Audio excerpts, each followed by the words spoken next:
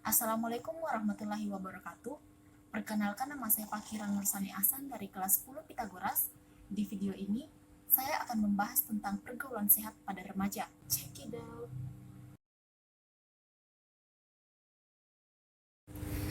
Pergaulan merupakan proses interaksi yang dilakukan antara individu dengan individu maupun individu dengan kelompok.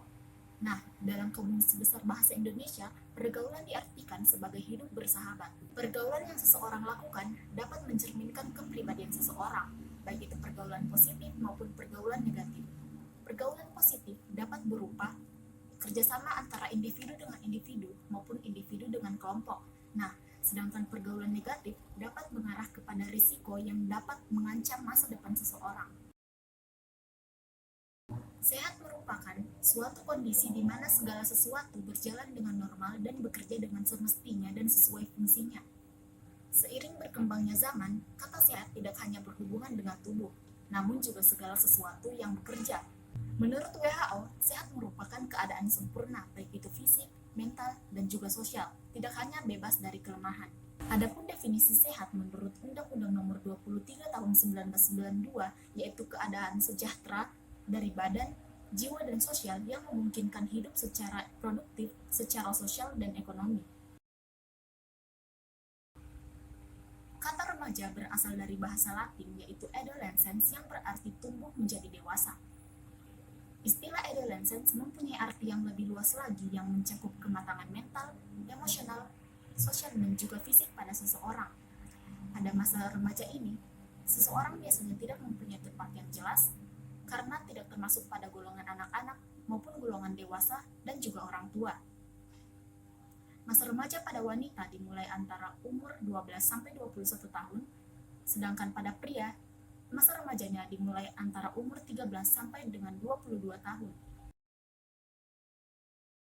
Pergaulan sehat dapat diartikan sebagai proses interaksi yang terjadi antara individu dengan individu maupun individu dengan kelompoknya dengan normal, baik tubuh, jiwa, dan kehidupan sosialnya. Yang dimaksud dalam pergaulan sosial ini adalah setiap remaja menyadari bahwa pergaulan sesama temannya adalah suatu keharusan untuk menjalankan fungsi sosialnya agar setiap anak memperoleh keuntungan dalam perkembangan kepribadiannya. Yang pertama, adanya kesadaran beragama bagi remaja. Kenyataan sehari-hari menunjukkan bahwa remaja yang memiliki pergaulan tidak sehat sebagian besar kurang memahami norma agama. Oleh karena itu, diperlukan adanya pendalaman, ketaatan, dan juga pemahaman terhadap ajaran agama. Yang kedua, rasa setia kawan. Rasa setia kawan diperlukan agar terjalin hubungan yang baik antara remaja, rasa setia kawan dalam hal-hal positif dan bukan sebaliknya. Yang ketiga, memilih teman. Maksud dalam memilih teman ini adalah untuk mengantisipasi kita untuk tidak menjalin hubungan yang tidak baik dan tidak sehat. Yang keempat, mengisi waktu luang dengan kegiatan positif yang dapat diarahkan sebagai penyaluran atau pengembangan bakat, seperti contohnya olahraga, menggambar, menulis, atau yang lainnya. Yang kelima, laki-laki dan perempuan harus menjaga jarak. Remaja harus menjaga jarak dengan lawan jenisnya sesuai dengan norma agama dan juga norma sosial yang ada di Indonesia. Yang terakhir adalah menstabilkan emosi. Sebagai remaja, kita harus mengendalikan emosi kita. Jangan sampai emosi yang menguasai diri kita. Dan kunci dari penguasaan emosi adalah tetap sabar. Yang pertama, penampilan fisik. Umumnya, orang yang bersih dan rapi banyak disukai. Bagaimanapun, kemasan penampilan fisik merupakan nilai estetis dari tubuh kita yang dapat mendukung kesan pertama seseorang. Penampilan fisik ini jangan diartikan sebagai hidup mewah dan tampil mewah, namun bersih dan rapi pun dapat mencerminkan kebersihan pribadi seseorang. Kedua, berbicara dan bersikap sopan. Orang bijak selalu mengatakan bahwa mulutmu adalah harimaumu. Setiap kata yang kita lontarkan dapat menyakiti hati seseorang. Oleh karena itu, kita harus menjaga bicara kita dengan baik. Yang ketiga, biasakan untuk memberi dan berbagi.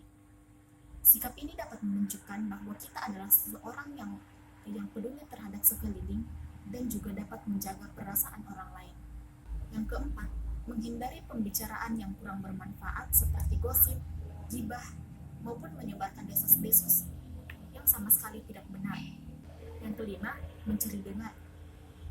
Walaupun kita merasa akrab dengan seseorang, kita harus tahu batasan-batasan tertentu untuk seseorang. Yang keenam, bersikap peduli saat seseorang mencurahkan isi hatinya. Nah, saat seseorang mencurahkan isi hatinya ke kita, kita harus menjadi pendengar yang baik, walaupun kita tidak dapat memberi solusi kepadanya. Yang ketujuh, biasakanlah bersikap rendah hati dan tidak membanggakan diri ketika berbicara dengan seseorang. Hal ini dapat memupuk jiwa besar dan lapang dada. Yang terakhir adalah jadilah diri sendiri. Bersikap tegas dan tidak mengorbankan diri sendiri untuk sekedar diakui dalam lingkungan pergaulan merupakan benteng bagi setiap remaja dalam menyikapi pengaruh lingkungan pergaulan. Namun, cobalah untuk menjadi diri sendiri.